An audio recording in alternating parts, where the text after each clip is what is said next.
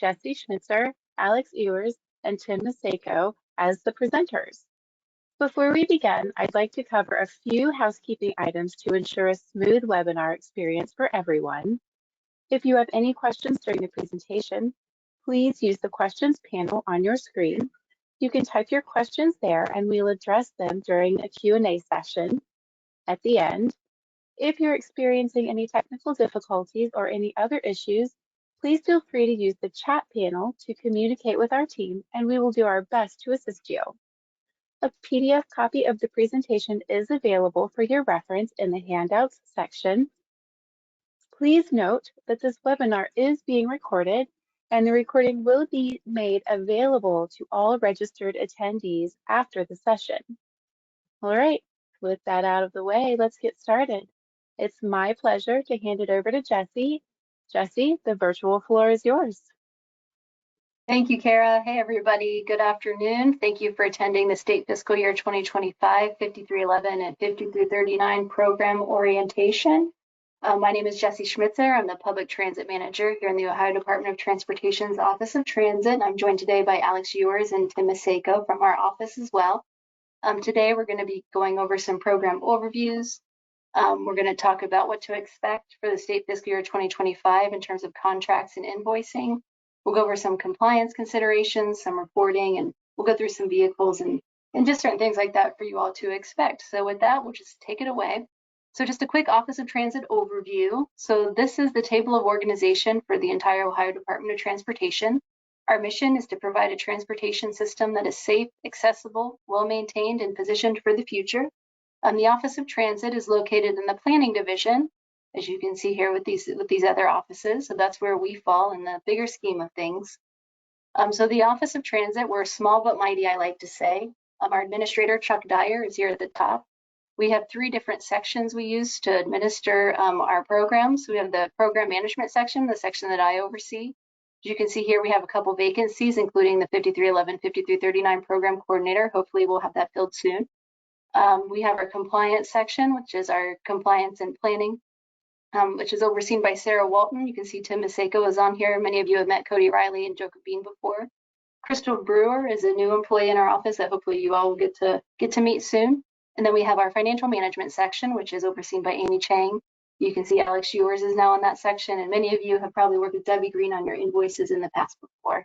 But hopefully this gives you a good overview of who to contact and who's in our office that may be able to help answer some of your questions or provide guidance along the way. So our program section is mostly responsible for the administration and oversight of several of our programs. We have many programs in addition to the 5311 and 5339 program that we oversee. If you have any questions about any of these programs, feel free to reach out to me. The compliance section is responsible for a multitude of different things, including the technical assistance reviews or TARs that you all undergo every 3 years. Also the drug and alcohol TARs that you undergo every 3 years. They oversee procurement concurrence and oversight, conducting risk assessments on subrecipients, providing performance measures, and policy and procedure compliance with Title VI, ADA, drug and alcohol, financial management, and asset management, to name a few. So this is just a snapshot of what we awarded in State Fiscal Year 2025. As you can see, the Rural Transit Program, which is the 5311 program, we awarded almost $40 million. We have our OTP2 program, which some of you are recipients of as well. Our Specialized Seniors and Individuals with Disabilities program, or our 5310 program, we awarded about $8.6 million. As a new program, the Ohio Workforce Mobility Partnership program, we awarded about $8.6 million. Bus and Bus Facilities, which is the 5339 program, we awarded about $5 million. The Mobility Management Program, many of you have mobility managers on your staff, we awarded $4.6 million. And the Ohio Intercity Bus Program, or the Go Bus, as many of you know, we awarded $3.2 million. So this is me currently. The 5311 and 5339 program coordinator position is vacant, so you guys are stuck with me for today. This is my contact information, so moving forward, any 5311 or 5339 correspondence can be sent to myself and CC Alex Ewers, who's helping kind of tag team the program with me while we wait to fill that role. So a quick overview of 5311 and 5339. The 5311 program goals. The 5311 program is also known as the Formula Grants for Rural Areas. are to enhance the access of people in rural areas to employment, education, recreation, healthcare, public services. It's to assist in the development, maintenance, improvement, and use of public transportation, and to encourage and facilitate the most efficient use of all federal and state funds used to provide public transportation in rural areas through the coordination of programs and services. The purpose of the 5311 program is to fund rural public transit systems. So some of these projects might include federal operating assistance, capitalized maintenance assistance. We use some of our state general revenue funding as assistance for this program, and different capital items that might not be funded under some of our other programming. So the 5339 program, otherwise known as the Bus and Bus Facilities program, the goals are to assist eligible recipients in replacing, rehabilitating, and purchasing buses and bus-related equipment, to renovate and construct bus-related facilities, and to overall ensure that public transit systems in Ohio have vehicles, equipment, and facilities of sufficient quality and quantity that they can provide safe, efficient, and effective public transportation to the people of the state of Ohio. So the purpose of this program really is to fund capital projects or capital purchases to provide the transportation in the areas that you serve. So projects should support the provision of transportation either directly or indirectly. And what we mean by that is directly through something like vehicles to provide the transportation, and indirectly for equipment to maintain the vehicles, for equipment to support your transportation services, or to a facility to house the vehicles or personnel. So for program eligibility, eligible subrecipients for both the 5311 and 5339 programs include counties, municipalities, and villages, regional transit authorities and county transit boards, private nonprofit corporations designated by county or municipality, and all applicants must be providing public transportation services in rural portions of the state of Ohio. So some requirements to keep in mind for all grantees of the program include legal, financial, and technical capacity. You need to have a UEI or a unique identifier number, otherwise known as SAM.gov. And some federal and state requirements to keep in mind are 2 CFR 200, the 5311 circular 9040.1G from FTA, 49 CFR Part 18, which is for local governments, 49 CFR Part 19, which is for nonprofits. There's various Ohio Revised Code and Ohio Administrative Codes to follow, and then specific ODOT policies and reviews, and other requirements as determined by the Ohio Department of Transportation. So I'm going to pause really quickly if there's any questions about the program overview.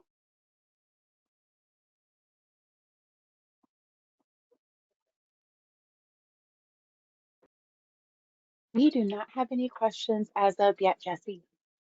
Okay, great. These are veterans. They know their stuff. Okay, so let's move on to State Fiscal Year 2025 next steps. So for the contracts for State Fiscal Year 2025, an overview of the contracts that you'll receive include a lot of different important information, and these include the project fan numbers and the amounts that you will receive, the period of performance, the CFDA information for audits that you'll use, the authorized official signature and who that authorized official is, terms and conditions, and other important items in that contract. So the contract process, all contracts will be sent for signature electronically via OneSpan. So contracts will be sent to the authorized official, and this is per the application. So whoever you put as the authorized official in your application is who we will use. If that has changed since you submitted your application, please let us know and we'll update our database. The transit contact, if different from the authorized official, will be copied onto the signature request. So you will see when we send that out and you'll get a notification when it's complete. So just keep in mind there'll be separate contracts for each program that you're receiving funding for. 5311, 5339, if you have mobility management, if you got an OTP2 award, those are all going to be separate contracts. One difference this year is there's going to be 2 separate contracts for operating and capitalized maintenance. So you'll have one for 5311 operating, and you'll get another contract for capitalized maintenance. So those will be separate. The timeline this year, so 5311 operating and 5339 contracts are planned to be sent in late June or early July of this year. The capitalized maintenance contracts are planned to be sent a little bit later, mid-July. So 5339 projects require signed contracts by all parties to be completed prior to projects beginning, including procurement steps. So if you received 5339 funding for something other than vehicles, you're not able to start that procurement process until a contract is signed and you've notified the Ohio Department of Transportation. So agencies will have 30 days to sign all their program contracts from the date that the request is initially sent. Another signature request that you'll receive is for the program certifications and assurances. So systems are required to sign this with the authorized official and also have an attorney sign these. They'll be sent via email to all systems, so this won't be through a one-span electronic signature request. You'll just receive the template to be signed. Once it's complete by the authorized official and the attorney, you'll send that back to the Ohio Department of Transportation. Again, you'll have 30 days to sign the certifications and assurances from the date the request is initially sent. I know this involves attorney signatures, so if for whatever reason that is going to be longer than 30 days, please just communicate that with us as it moves forward. So the 2 CFR 200 process, so all awarded agencies received a state fiscal year 2025 award letter. The agencies that received awards are required to submit 2 CFR 200 documentation to ODOT's Office of Internal Audits prior to July 1, 2024. So if you haven't started this process yet, I would greatly encourage you to start that as soon as possible to avoid any delays. Your main point of contact in our Office of External Affairs is Larry Henry. If you click this link, once you get the PDF, or if you have the PDF open in front of you, it'll take you to a website that lists all the different things that you may or may not have to send to Larry Henry, depending on your program and depending on your agency. So it's broken down into 5 different sections. So the first one is cost allocating for federal aid projects. The second one is cost allocation plans. The third one is local government central service cost allocation plans. The fourth one is for indirect cost rate proposals. And the fifth one is for in-kind cost used as matching funds. So some of these are required and some of these just depend on what you're doing with your program. If you have any questions about this, you can reach out to myself or Larry Henry. We're happy to provide guidance here. So any questions on next steps?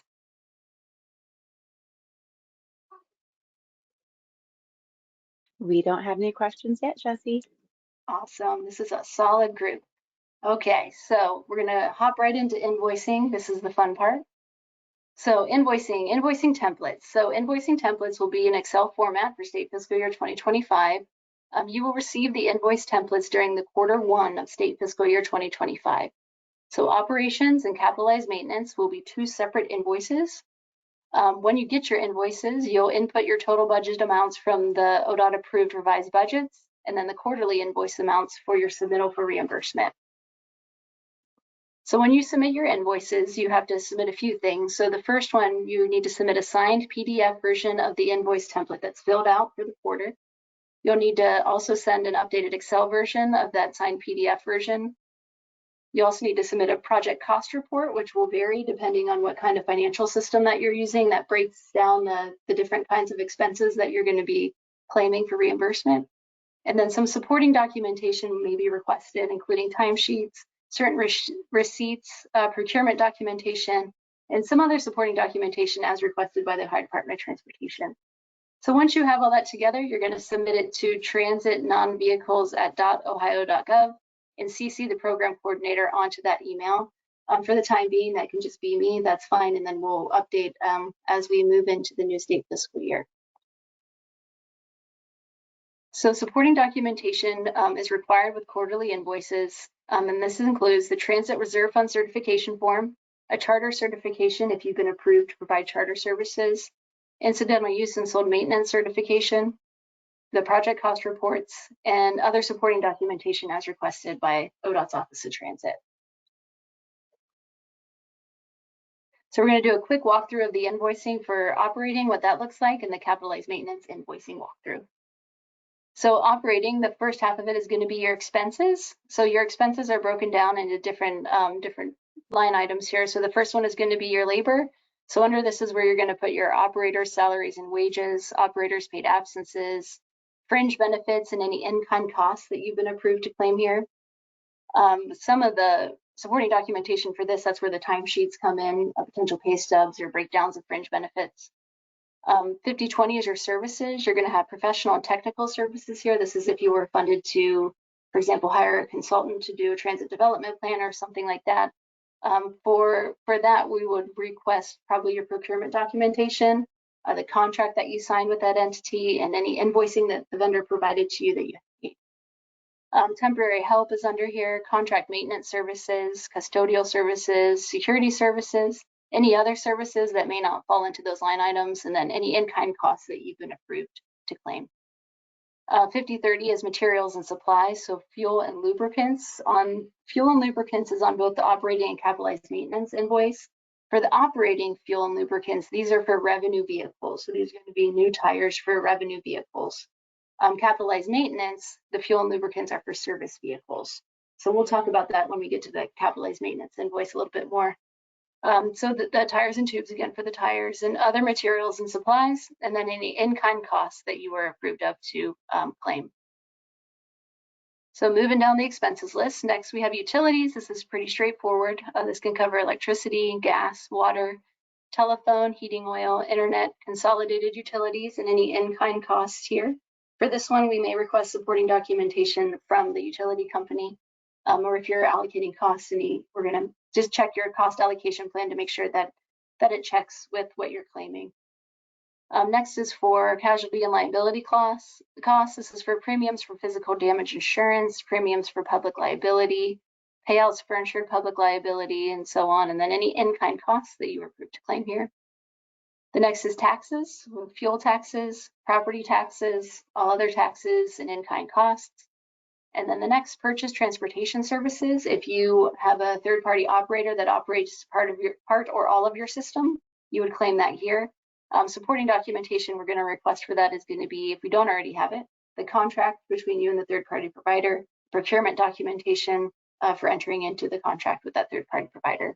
And then again, any in-kind costs that you've been approved of through your 2 CFR 200 process.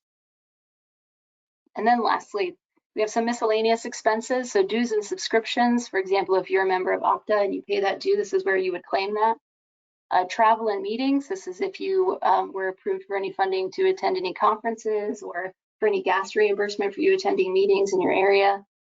For this one, some supporting documentation are going to be that you proof that you attended the conference, any hotel receipts, any food receipts, things like that. Bridge, tunnel, and highway tolls, other miscellaneous expenses, and again, indirect costs that have been approved. Reconciling items, operating lease expenses, if you rent space or if you share space. If you are allocating that, again, we'll just double check it with the cost allocation plan that was submitted to the 2 CFR process and make sure it matches. We have capital leases and depreciation. And other costs can include other admin facility maintenance costs, other admin costs, or other in-kind cost. And then we have a couple non-eligible cost line items here, such as bad debt, fines and penalties, including late fees, and some miscellaneous costs that may not be eligible for this program. So once you fill out all of your operating expenses, then you're going to fill out your revenues. So your revenues, the first one, you have state GRF assistance. So if you received any state GRF funding, you include that here. Federal transit assistance and other federal funds. This is where you're going to report on your fares. So any passenger fares that you collected during that time, so general public fares, fares for seniors and individuals with disabilities, student fares, or any other reduced fares that you may offer, such as for veterans or other groups of folks. And then we have some non-public transit revenues, which is charter service revenue if you've been approved to provide charter service, or school bus service revenue if you've been approved to provide that service as well. And then we have some auxiliary transportation funds, so advertising revenue, concessions, or other auxiliary transportation revenues. So again, some more revenues. Other agency revenues can include sale of maintenance services, sold maintenance, sales of fuel, sales of assets, rental of revenue vehicles, rental of building and other property, investment interest or income, donations and contributions, or other agency revenues that may not be included in the line items above. And then purchase services is your contract revenue. Then we have some income taxes, sales tax, property taxes. These are only applicable to agencies with their own independent taxing authority. And then local government funds, so general revenues of local government, taxes and other dedicated funds and other local funds. And then non-audited revenues are contributed services or in kind. So once you fill all that out at the bottom, this is all going to add up. It will collect itself. It has formulas in here to do that. And then you're going to end up with the equal total unpaid, which is what your reimbursement total amount is going to be. When you fill this out, this is either going to be green true or it's going to be red false. Please make sure that this is true. It's making sure that everything matches from the input. Then it will need to be signed by the authorizing official and dated, and then sent to the Transit Non-Vehicles web email. So that covers the operating. So we'll look at the capitalized maintenance expenses, which is similar to the operating, but there's some differences. So again, the labor, this is going to be for any maintenance staff that you have. So other salaries and wages, other paid absences and fringe benefits. Services, professional technical services, temporary help, contracted maintenance services, or custodial services. There's that fuel and lubricants again, and that's just for service vehicles if you're claiming it under capitalized maintenance. Tires and tubes again. Other materials and supplies and in-kind costs. And then we have taxes, so fuel and lubricant tax for service vehicles. And then there's a miscellaneous line for any other miscellaneous expenses that you want to claim. So other costs include other costs for vehicle maintenance or other costs for in-kind that are not included in the line items above. And then we have non-eligible costs, so non-eligible costs that wouldn't be eligible for reimbursement. So the capitalized maintenance revenue looks very similar to the operations. So the state GRF assistance that you may have received for capitalized maintenance, federal transit assistance or other federal funds, general revenue of local government, other local funds, donations and contributions or sold maintenance, contract revenue, and contributed services or in-kind. So again, it's going to look very similar at the bottom. Once you fill it all in, it'll pull the numbers. It'll either ring true or false. Once it looks good and it's true, you'll have the presiding official sign this and date it and then submit it to the transit non-vehicles email. So invoicing for state fiscal year 2025, invoices are due quarterly at the end of the month following the end of the quarter. So for example, quarter one is July 1 to September 30th, 2024. So the invoice due date is going to be October 31st, 2024. And that's going to be the same for each quarter with the exception of quarter four, where we give you 2 months to wrap everything up at the end of the state fiscal year. So the quarter four, 31st, 2025. On invoice submissions will be considered on a case-by-case basis, but please note that late invoices risk assessment levels. So just make sure that you're communicating with us in a timely manner should anything happen where you would need to request an extension on your invoice submission. So once we receive your invoice, review should take place within 3 days of an invoice being submitted. If it's approved, payments will be processed and sent within 14 days of a good invoice being approved. No invoice will be processed if they're standing. So for example, ODOT will not process a state fiscal year 2025 invoice if the quarter 6 invoice for calendar year 2023, I know we had like a weird switch there, but for quarter not been approved. So if quarter 6 hasn't been approved, we're not going to begin processing quarter 1 of the new fiscal year until that one is approved. So some invoicing requirements, we have contract revenue, transit reserve funding, state general revenue funding, advertising, those are all considered local share.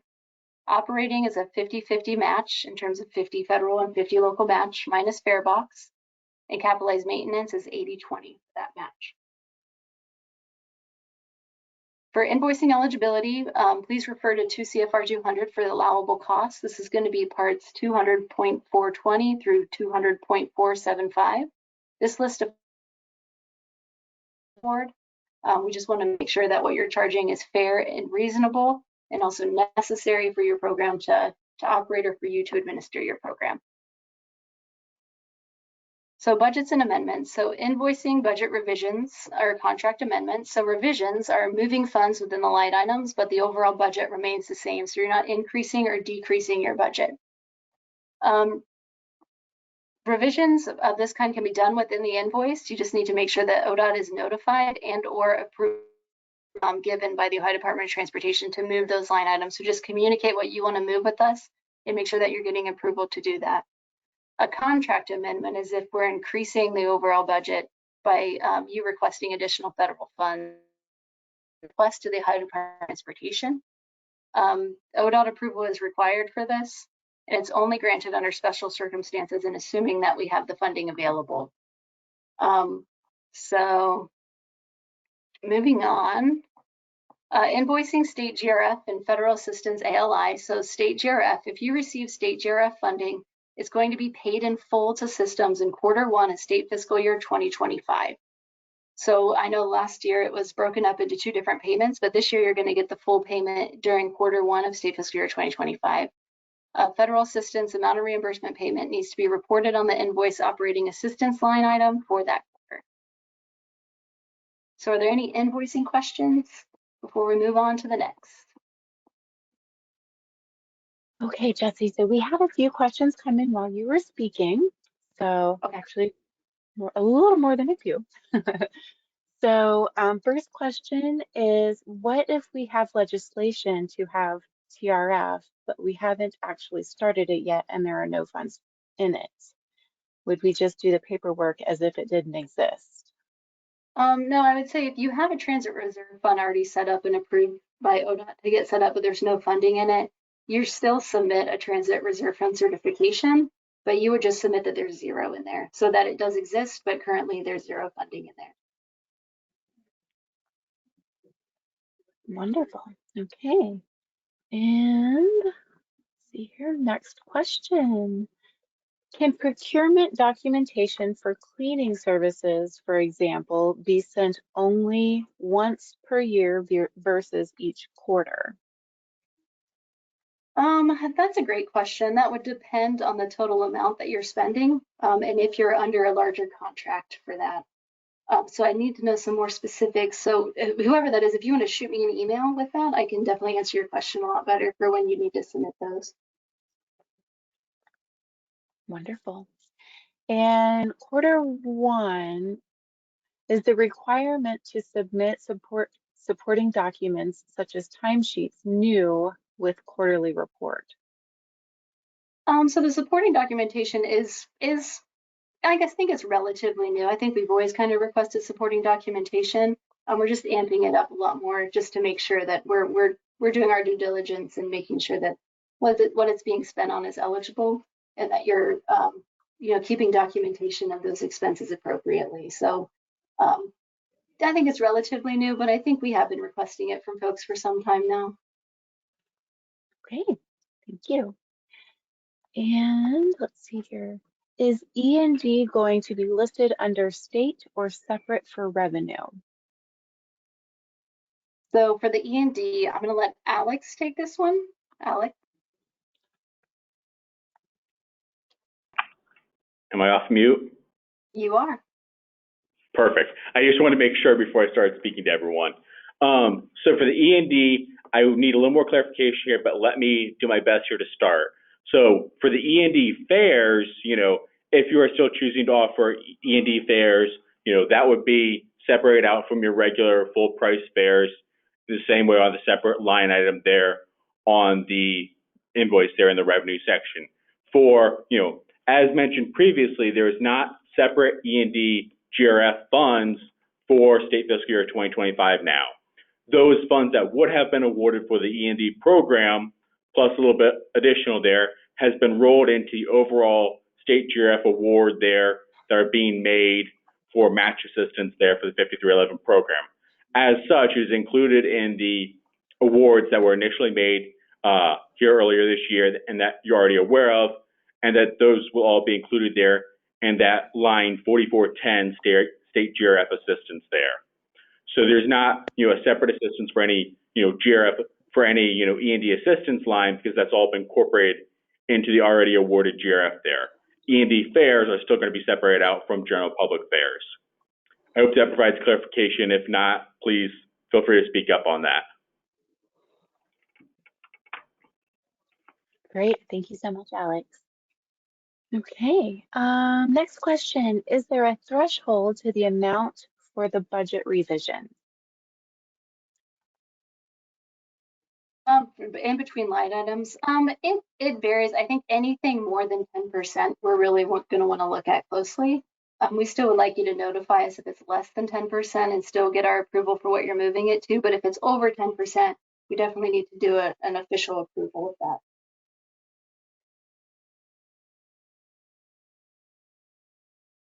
Wonderful, thank you. Next question. So the full amount of state payment will be recorded for first quarter and not broken down in 4 quarters for invoicing purposes? I'm going to shoot that one to Alex. I think I know the answer, but I don't want to chance it. Can I hear the question one more time? I just want to confirm before I answer either. Absolutely.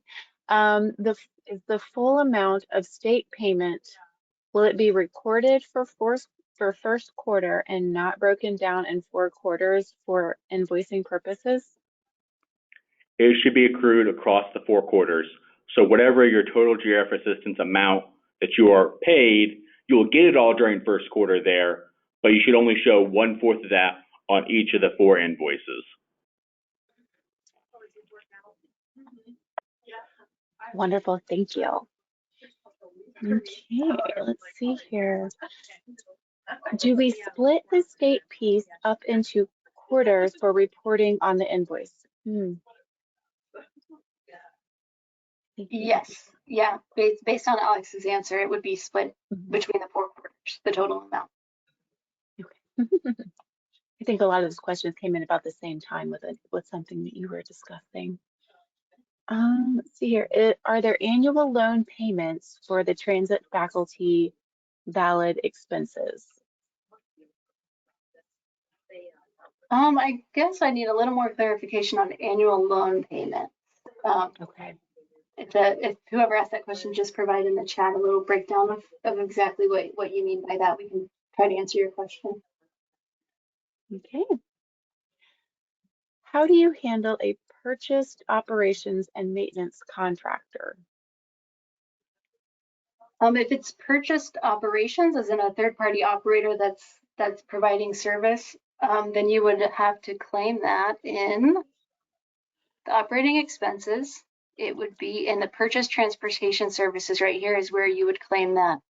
For the maintenance services, for purchase maintenance services, it would be under contract maintenance services here. So they would be separate than, you know, if you're doing it all in-house, you would claim it here. If you're doing it all through a third-party contractor, it would mostly be in this line item.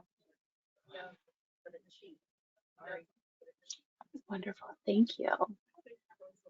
Okay, let's see here. Up next, for supporting documents, the PCR has always been required. Are the other supporting documents that you listed only needed upon request, or are they all required now? That's a great question. I think for quarter one, at least when we start seeing those first invoices, we're going to do it on a case-by-case basis. So they're not totally required yet, but I would encourage you to be ready to provide those should we request them. But yes, correct. The PCRs are definitely still a requirement. Wonderful, thank you. And trying to make sense of this one, sorry. Oh, Tim, did you have something that you wanted to add to that? Yeah, real quick, I just wanted to point out, because there's been a couple questions on that PCR and additional documentation that's been requested. I want people to understand that that came from the fact that sometimes we've gone out for the TARs, the technical assistance reviews, and we are finding people end up in a very bad position where they have paybacks or have to reduce the next 2 or 3 invoices just because some money was misspent or misallocated. And so the objective of a lot of that is to try to catch things up front so Debbie can catch them, get them fixed in the current quarter, and everyone knows you're good going to the next quarter. That way you don't have a year or longer of these major payback situations. So I just want to make sure people are aware of why we are asking for that. So as Jesse said, I think there's flexibility in the sense if we're comfortable with where how you're doing that, et cetera, and so forth. So keep that in mind going forward, but that's, I think, where that came from. Answer any questions that I might not have the answers to just yet, but. Thank you so much, Tim. Okay. Oh, it's going really good. Instead of timesheets, would payroll reports by department suffice? Yes, I think that would be sufficient. That's a great question. Okay, wonderful. Let's see. Oh, I think this may be. So.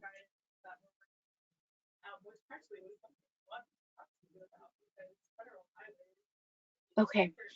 How do you handle a purchased operations and maintenance contractor all in one third-party contractor when there is not a breakdown invoice from the contractor? It would be included. Yeah, no, sorry to interrupt. No, but it would be included in the purchase transportation services. If it's all under one contract from a third-party operator, then it would all be included under purchase transportation services. Okay. Wonderful. And we have one last question. The required supporting documentation is a burden on agencies that are in compliance. This requirement should only be applied to high-risk entities. Is there a way to standardize this expectation rather than case-by-case interpretation? Yes, absolutely. And I think that's where we're headed, and that's exactly where we want to be. We don't want to burden systems that had demonstrated their compliance and continue to demonstrate their compliance. So that's kind of, where we're at with the risk assessment being new and with like requesting this documentation kind of throughout the first quarter, depending on what we're seeing. That's kind of where we're going to get a better idea of how we can get this into more of a procedure moving forward based on the entity's risk assessment overall. So yeah, that's where we're headed. So hopefully we'll get there.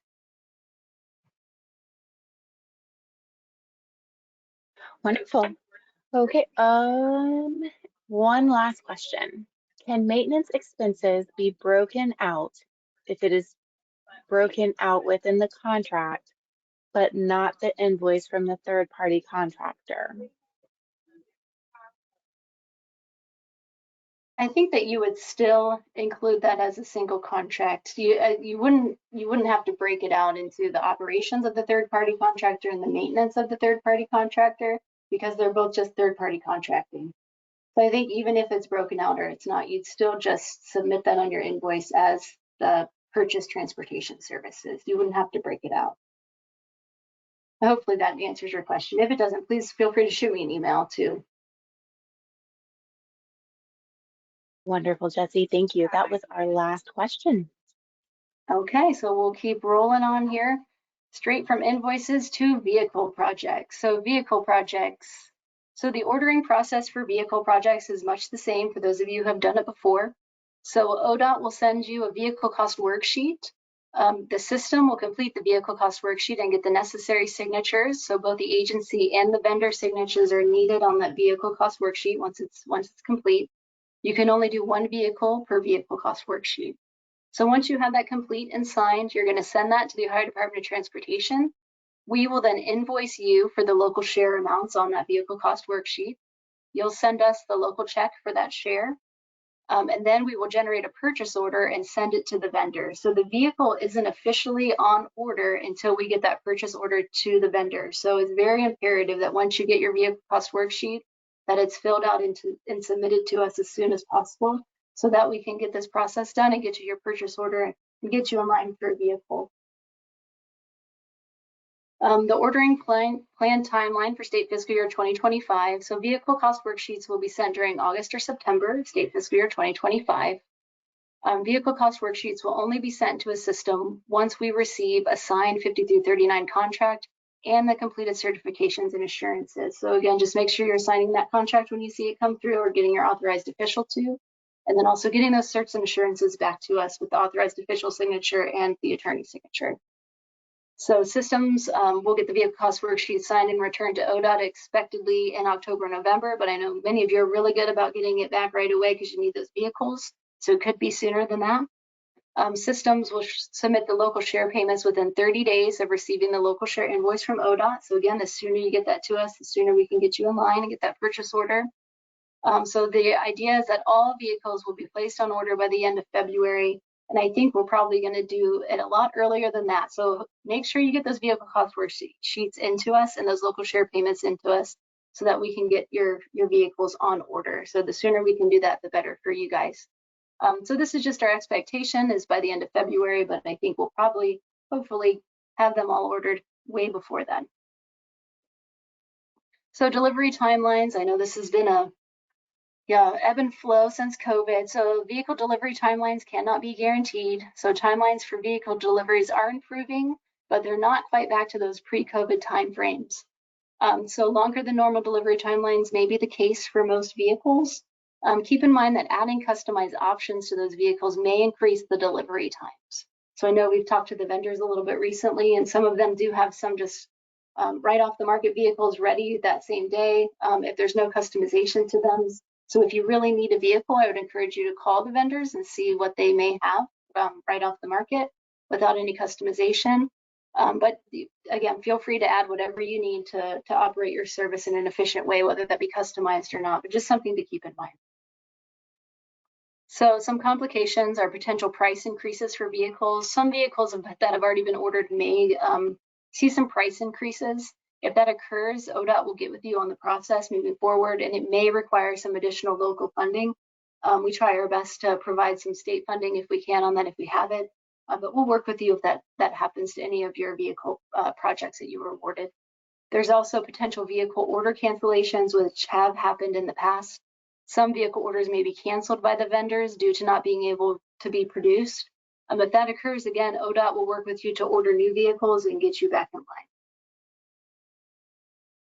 So we do have this vehicle catalog and selection guide. This covers all the vehicles on our current vehicle co-op contract. So that contract is good until 2026.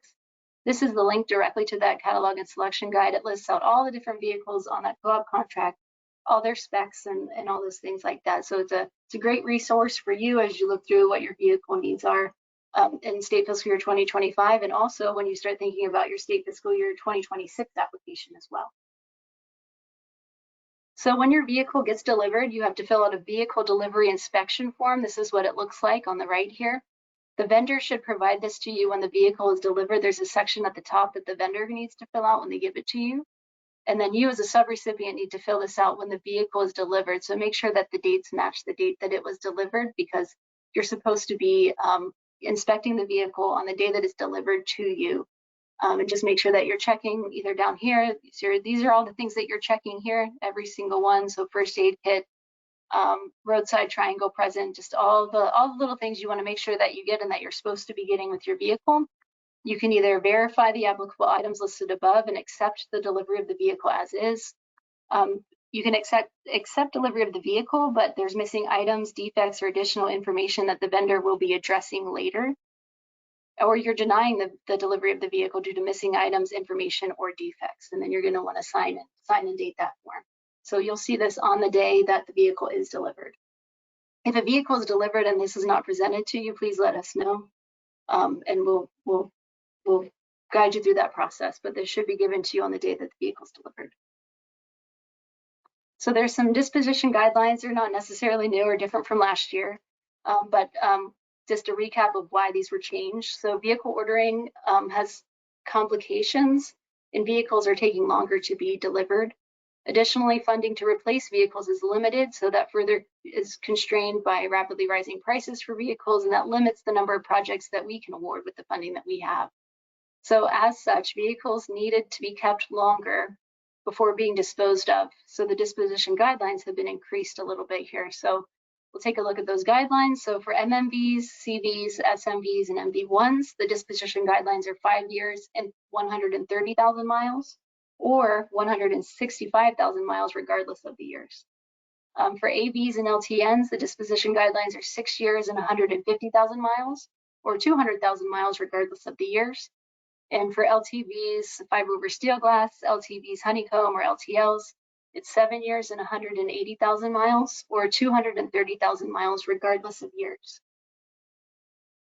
So there's some disposition guidelines. So once a 5339 vehicle has met its useful life, the subrecipient will fill out a disposition request and submit the form to ODOT. So the disposition request is this link here. It's a form stack. So once we receive that, we'll review the request and determine if it's eligible for disposition.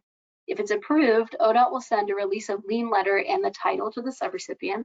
If it's denied, the agency could resubmit once it is eligible for disposition. So just remember, if you do submit this and a vehicle disposition request is denied, then the subrecipient must continue to report on that vehicle. And you must submit a final vehicle report before requesting disposition. So this is what that looks like when you click on that link.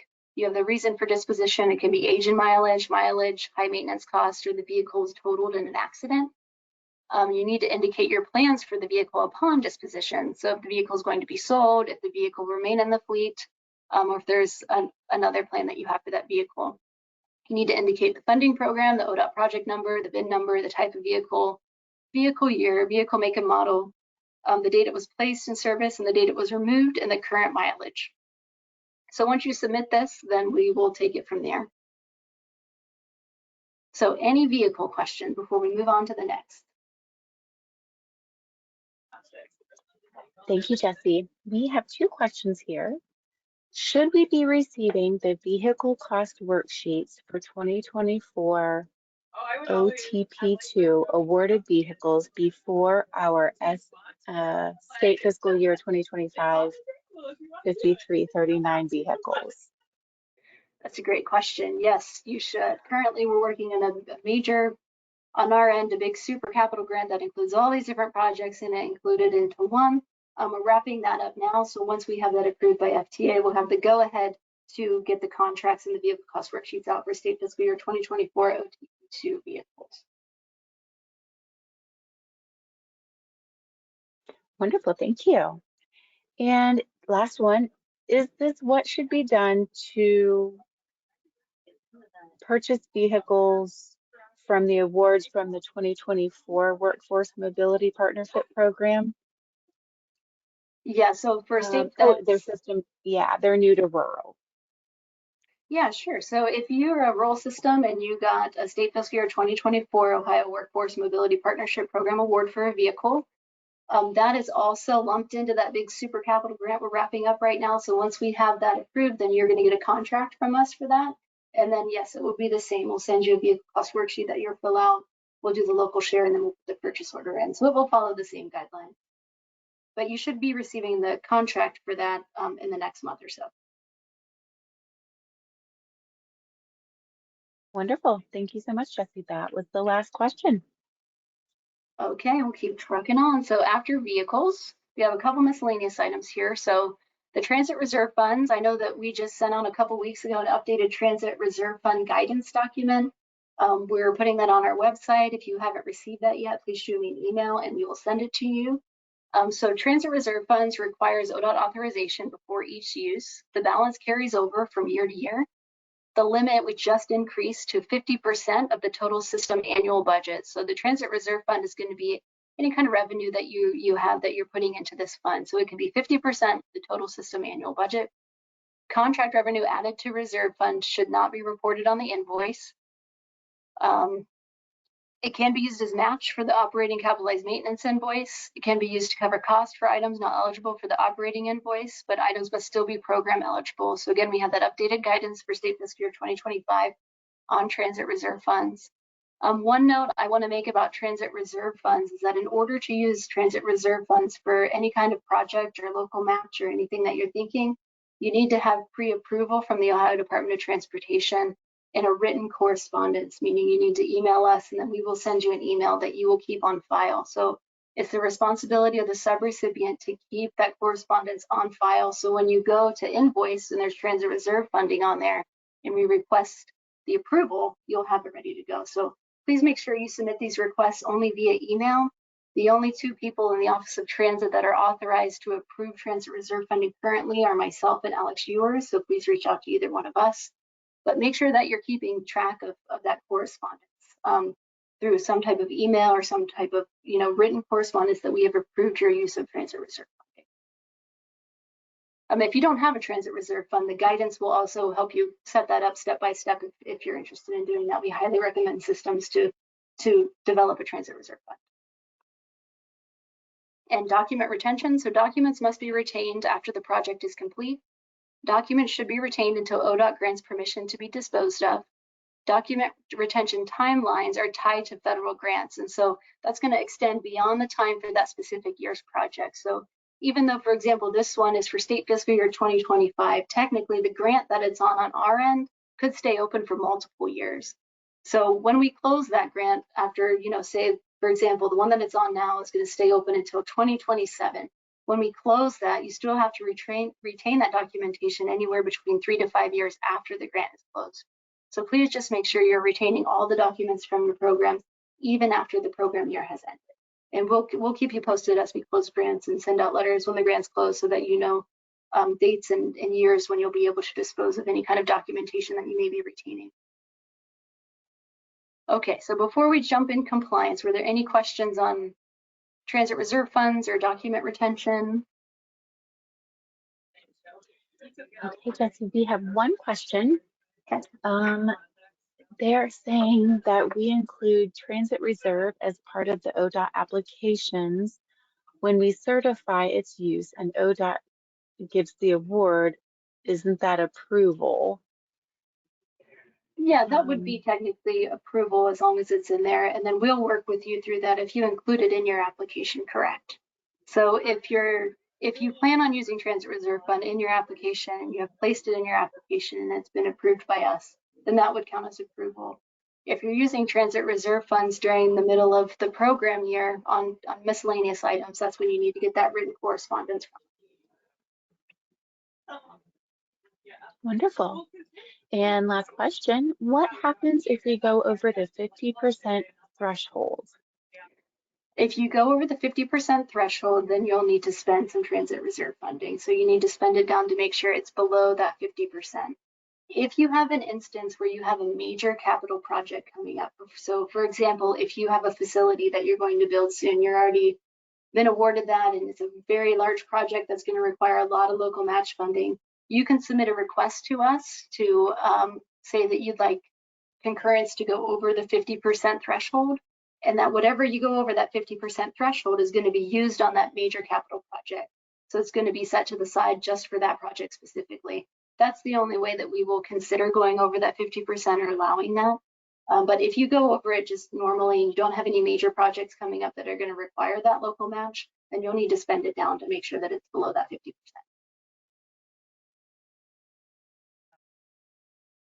Sounds great, Jesse. Thank you. That was the last question for now.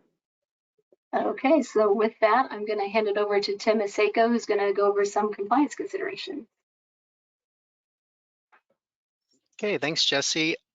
I don't want to spend too much time on this because I think most of you have gone through a technical assistance review now with me in the last couple of years or are getting one in the next 6-month window.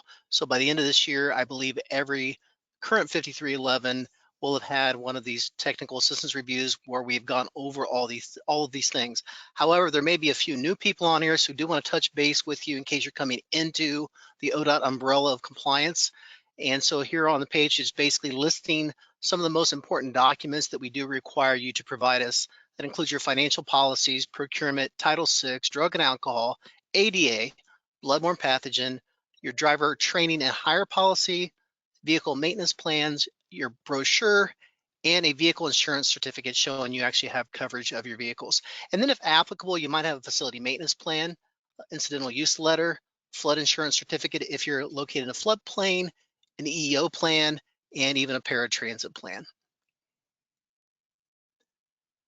So about procurements, let's talk about the thresholds. Again, we've been kind of revamping this system over this past year, and there'll be more additional information coming. In fact, you can anticipate a virtual training will be offered the last week of July, where we will really get into this more in depth with all the new forms and everything. But today I'll just give you a very quick overview of what that's going to look like. So micro procurements, of course, are $10,000 or less. Small procurements are over 10, but less than 50,000 per the Ohio rules and regulations. Large procurements are considered anything from $50,000 or more. Now remember, if you have local restrictions that are more restrictive, then you have to use those local thresholds that you need to follow. So other capital projects would include ODOT funded projects that are not vehicles. Procurement thresholds, micro purchasing, again, we talked about this, minimal requirements for that. ODOT concurrence is not required prior to purchase. So when we're talking about micro purchases, these are the lower tiered purchases you're gonna make. There are very minimal requirements, but we do have a checklist that we provide that kind of gives you an idea of how that should look. And I think we have a form we can talk about here in a moment. Yeah, we just talked about this. Your procurement for your small is between 10,000 and 50,000. It does require some multiple quotes, responsible vendor determination, and federal clauses and other things such as evaluations and things. So we'll talk about that again here in a second. And then your large procurements, of course, these are RFPs and things like that. At $50,000 or more, much more extensive, much more of a process to go through. And it requires ODOT concurrence on 3 different phases. And again, the checklist that we have, we'll go over that with you. Again, the training at the end of July will give us more details on what that's going to look like going forward.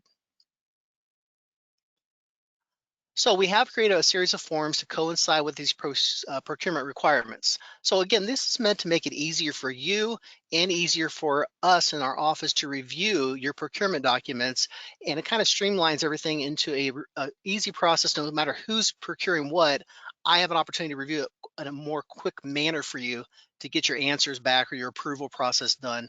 Sometimes we have all these different ways of doing it, and then it becomes burdensome, and it takes us several weeks or several months to get through your procurement review. So this is meant to make it easier.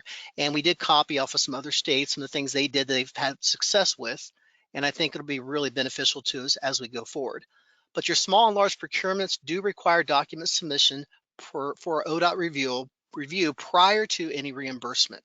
But your micro procurements do not require submission for prior approval, but those will be randomly selected during the TAR process. And that means we are going to take a look at those. So make sure you have folders and files for all levels of your procurement. So this is a tentative list. This is a pretty accurate list for the most part, but the forms themselves may be tweaked. So you'll notice here, like form 24-001 is an independent cost estimate.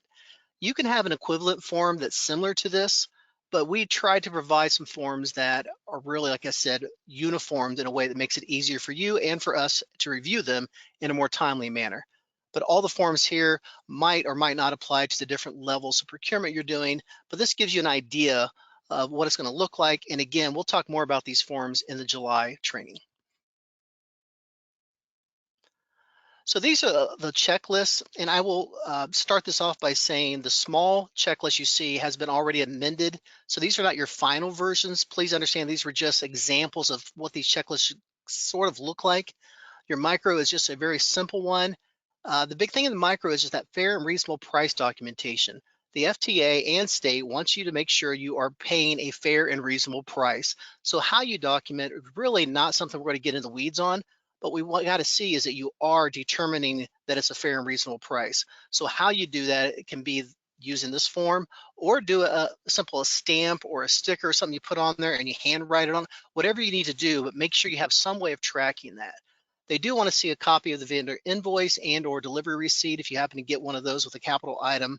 And then even a copy of the PO would be beneficial, or at least the PO number, something that corresponds on that documentation. Keep that in the file, that's good enough. We again, are not going to look at those until we do a TAR, and they're going to be randomly selected. Just make sure you're covering yourself. For the small, again, this is going to be a little more intensive. There's actually going to be 2 phases, which this form does not show. You're going to do the first phase up until you're ready to actually procure that item, and then you're just going to send the stuff to me, and we're going to then review it, and then I'm going to give you the approval to go ahead and enter into that, get that PO done and enter into that contract or agreement. Large $50,000 or above, quite a process. This can take several months to go through, so give yourself ample time. Do not think that you're going to be able to just make a large procurement and we're going to get it done for you. So there's 3-phase process, and each one of those on the checklist is accurate. This one I feel pretty good. If you want to look at it, feel free to do so. Again, I'm going to be sending these out in July, right before the training, so you have these along with some of the documents. But going forward, we are having a new software program that will be doing a lot of this for us. So some of this will be automated. Basically, you'll enter your procurement. It will send you a notification that these are the forms you need, here's the checklist you need, and we'll be interacting back and forth with this new software. So I think it's going to be very beneficial for us, but we're not quite there yet. But I just want to point that out, that is coming here in the next couple of months. And again, I'll address that more at the end of July during that training. So compliance, here's some reporting requirements, your NTD, your drug and alcohol, which is your DAMIS reporting. You get a drug and alcohol TAR every 3 years. You have your DBE reporting, and then of course the vehicle maintenance. That's an annual report we usually ask for. I believe it's in July. We'll ask for your last 12 months records of your oil changes, and it's a spot check to make sure that you're actually maintaining your assets on time per the FTA requirement. And I mentioned the TAR process. So systems will undergo a TAR every 3 years. Sometimes systems will also undergo a drug and alcohol TAR every 3 years. We try to divide those up so that one's 1 year, one's a different year. However, if you do get selected for the same year by chance, we'll try to ensure that you get a drug and alcohol maybe the first half of the year and the other version of the TAR the second half, so you have time to address each one of those. But we are trying to avoid the same year. It will happen on occasion.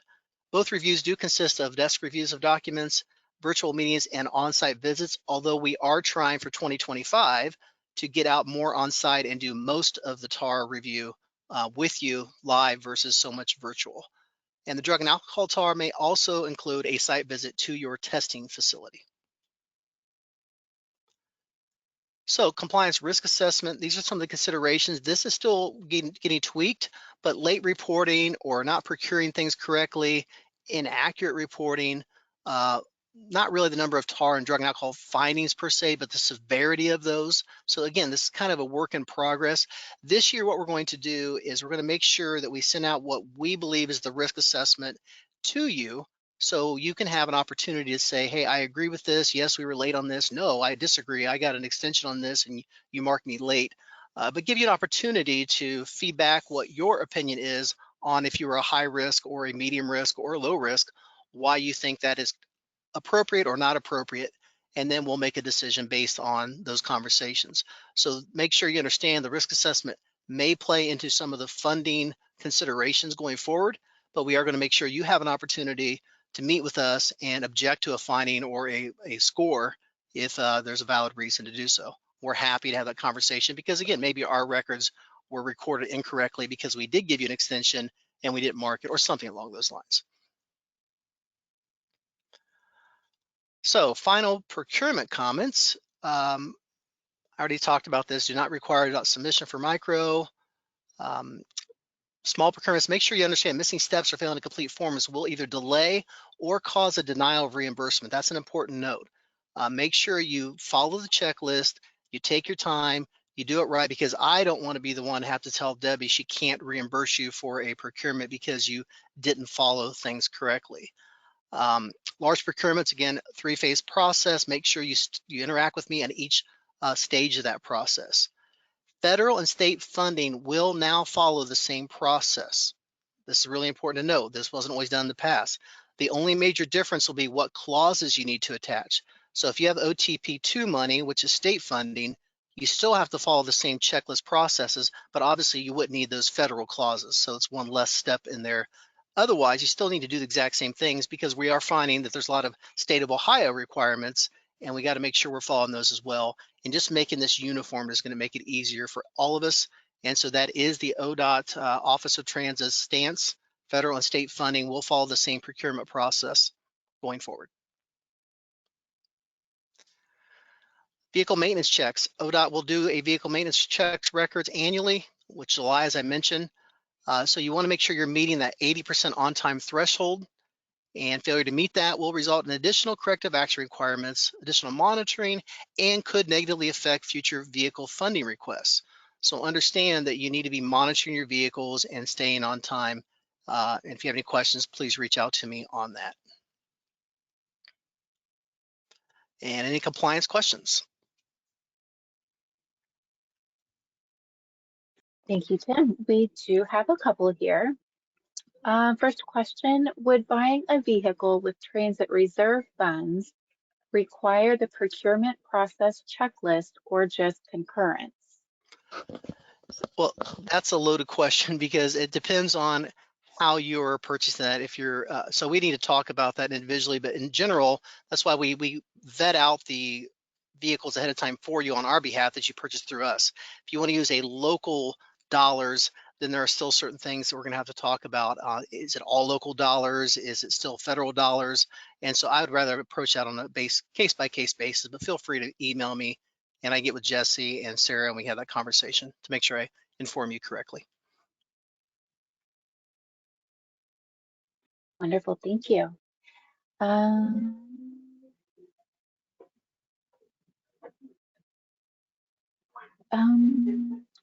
I think they're trying to ask if it's going to take 2 to 3 months on to get a large procurement approved. So for example, purchased vehicles off the state contract. Yeah, the vehicles off the state contract do not require separate procurement because we've already procured those on your behalf. But in general terms, Jesse, you were doing procurements prior to my taking that over this year. What was the typical time frame for the large, did you say, for the review? So if you're doing a large procurement, I typically recommend people to plan anywhere between 3 to 6 months to get through the entire process from start to finish. All right, thank you. That's exactly what I had written down, but I wanted to verify because 6 months is kind of a long time, but I know some of the steps with reviewing the RFPs and the federal clauses, it can take some time. Fantastic, thank you. Next question, would we need multiple quotes on things such as gas or items purchased throughout the year with the same vendor if the total is greater than $10,000? Yeah, again, this is one of those things where I think you're able to procure with the same vendor up front if it's going to be a certain amount projected, and we can talk about that as far as how that procurement looks one time versus spread out throughout the year. So that's a great question, and you are able to do that, and we can have those conversations. And again, that's the kind of thing I think we'll be able to get a little more in depth on in that training in July.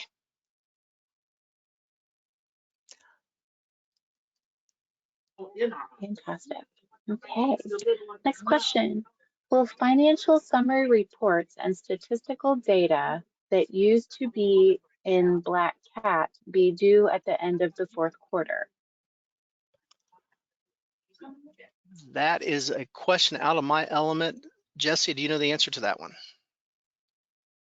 I do not. We're in a transition phase with our software, as you guys know, so we're trying to figure out the best way to get that information from you guys. So we're still making a determination on that. I will let you guys know as soon as possible. We're definitely not going to throw it at you and say this is due in 2 weeks, but we'll try to let you know as soon as we can on that. Thanks, Jesse. Thank you. So we have a question. I'm not sure. I know you were talking about gas, but I just want to make sure that we get to this question just in case it hasn't been answered. How do they handle procurement of gas? Well, again, it comes down to the amount you're going to spend with any one vendor. So is it going to be under the $10,000 threshold, between the 10 and 50, or over 50? So all those things factor into how we handle those purchases. But if you're going to, over the course of the year, if you're going to purchase, let's say, $30,000 worth of fuel from one vendor, then that would be a procurement you'd need to follow the procurement small purchase guidelines.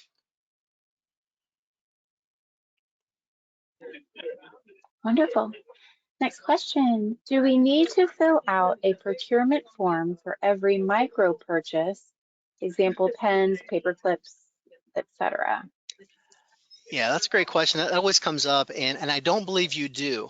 However, again, this is why I'm having another class at the end of July. I'm trying to verify a few more items before we launch this new system, make sure I give you all great information. But my understanding is under a certain amount, the 2 CFR 200, I believe, lays it out, but there's something out there that says that's not considered an whatever they called it, I forget the term I should use today, but some of those lower level things, I don't think you have to, but I don't know what the threshold is for the dollar amount where it's considered like you have to do an actual procurement. So I'm going to get that answer and get it out to everybody here in the next few weeks. Awesome, thank you. And last question. If our project contract revenue changes significantly, are we able to apply for additional state GRF during the grant cycle if available, or what options are available? That would be Jesse. I can answer that one. You can always submit a request for additional funding to us. However, I know as Alex has been ringing the bell on this and beating the drum about how our fiscally we're coming off of the COVID cliff in terms of all that CARES funding. We're really at the top of our ceiling with the funding that we did already award for state fiscal year 2025. So you can certainly submit a request if you need additional funding or if there's some kind of budget shortfall that you're going to experience. But we cannot guarantee that we will have that funding to provide to you. You may have to look at local options if that's the case, but please reach out to us if that were to happen, and we can see what we can come up with.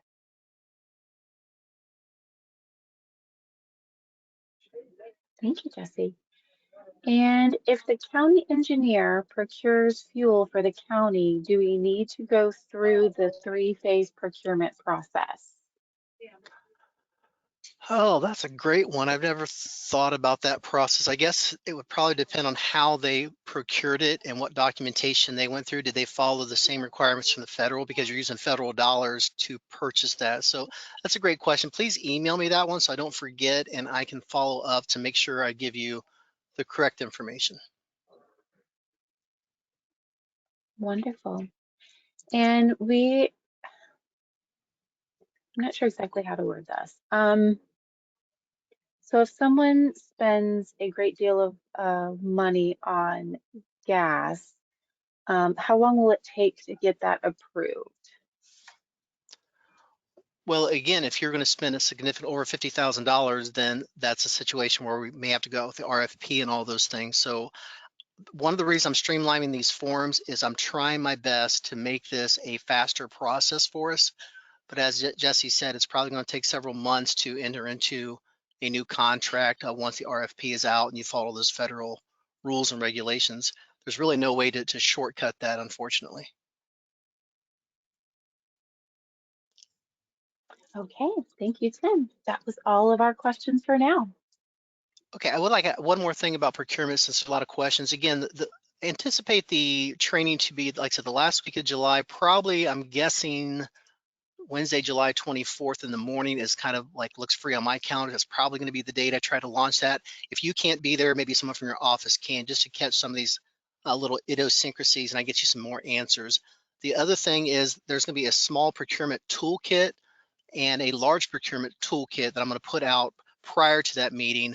And I'm also going to try to send some of these checklists out and things like that right before the meeting so that you have all that information and we can answer questions that day as well.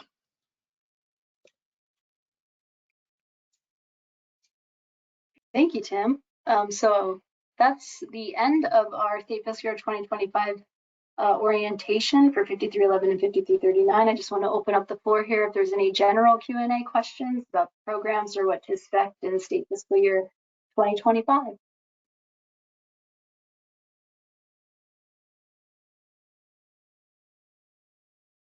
Thank you, Jesse. I am watching for questions right now. So if anybody has any questions, please feel free to go ahead and send those over.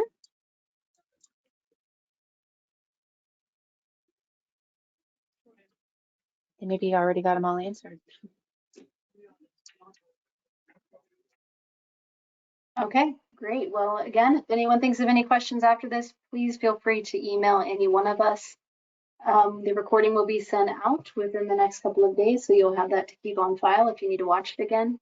And then again, if you didn't get that Transit Reserve Fund guidance, please let me know and make sure that you receive that. And thank you all for attending. Wonderful. Thank you, Jesse, so much. That is the end of our webinar for today. As Jesse just mentioned, we will be sending out a recording of the webinar, and a PDF link will be shared with all of the registered attendees. So you'll have access to the presentation and the recording. And I thank you all for attending, and we hope you found this webinar informative and engaging, and have a wonderful rest of your day.